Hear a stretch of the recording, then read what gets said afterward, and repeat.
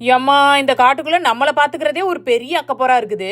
இதுல என்னன்னா என்ற வீட்ல இருக்கிறவங்களுக்கு மட்டன் குழம்பே தான் வேணுமா. சட்டு புட்டுன்னு முடிச்சிட்டு செவனேன்னு போய் அக்கடான்னு டென்ட்டுக்குள்ள இருப்போம்னா எங்க நம்ம நேரம் நமக்கு முன்னாடியில போய் நிக்கும். வாங்கிட்டு போயிருந்த மட்டன் என்னன்னா அத்தா தண்டிக்கு அண்டா பெருசுக்கு இருக்குது. அதை அப்படியே குழம்பு சட்டியில போட்டோம்னா அது வேகும் நாளைய வரைக்கும். அதனால ஒண்ணுக்கு 2 வாழையா இருந்தாலும் பரவாயில்லன்னு சொல்லி நமக்கு பிடிச்ச மாதிரியான பீஸா போட்டு விட்டாச்சு. நல்ல வேலை விவரமா இந்த இன்ஸ்டா பாட்டை வீட்ல இருந்தே எடுத்துட்டு வந்ததுனால ஒரு பக்கத்து இந்த மட்டன் வெந்துட்டு இருக்கிறதுக்கும் இன்னொரு சைட்ல இந்த மசாலாவை வதக்குறதுக்கும் சரியா போயிட்டு. இல்ல ஒரே ஒரு அடுப்பை வச்சுக்கிட்டு இதுலயே சோறாக்கி குழம்பு வைக்கிறதுக்குள்ள பசி வந்துட்டுன்னு கதறி நமக்கு இல்லாத பிபியை கொண்டு வந்துருவாங்க. எப்படியும் ஆட்டுக்கறி குழம்புன்னு முடிவாயிடுச்சு. அதான் வைக்கிறோம் 4-5 டம்ளர் அப்படியே ஃபில்டர் பண்ணிவிட்டோம்னா சூப்பு குடிக்கலாம்ல. என்ற அப்பா வேற இன்னைக்கு இந்த தேங்காய் கீங்கான்னு எதுவும் எக்ஸ்ட்ராவா சேர்க்காம தண்ணி குழம்பு வச்சிருந்தாங்க. கொஞ்ச நேரத்திலேயே கமன்னு பூரா வாசனை. ஊதியாவது இப்ப உடனே டேஸ்ட் பார்த்தாகணும்னு தக்கிலியோண்டு எடுத்து கையில ஊத்துனா ஆத்தி என்ன ருசி. பார்த்து வீட்டுல செய்யும் போது கூட இம்புட்டு நல்லா வராது. சும்மா இருந்த பசிய வர தூண்டி விட்டாச்சு. அப்புறம் என்ன ரவுண்ட் கட்ட வேண்டியதா.